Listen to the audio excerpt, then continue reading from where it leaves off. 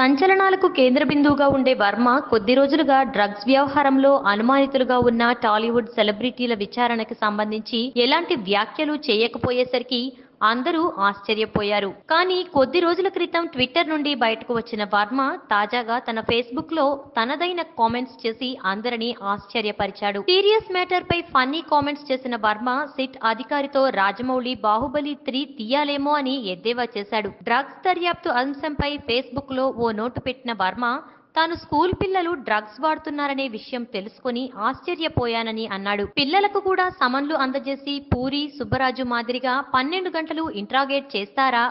Just అడుగుతున్నాను అని అన్నాడు. ఇక ఫిల్మ్ ఇండస్ట్రీని టీజర్ గా ట్రైలర్ గా వాడుకున్నందున ఎక్సైజ్ డిపార్ట్మెంట్ గురించి ప్రజలకు బాగా తెలిసిందని అన్నాడు. డ్రగ్స్ వ్యవహారంపై దర్యాప్తు చేస్తున్న అకున్ సబర్వాల్ ను తెలుగు మీడియా అమరేంద్ర బాహుబలి లెవెల్లో పొగిడేస్తోందని, ఈ క్రమంలో రాజమౌళి ఆయనతో బాహుబలి 3 తీస్తాడేమోనంటూ చమత్కరించాడు వర్మ. ఈ వీడియోపై మీ విలువైన కామెంట్స్ ని మాతో షేర్ చేసుకోండి. అండ్ ఇంకో విషయం, సబ్స్క్రైబ్ చేయడం మర్చిపోకండి.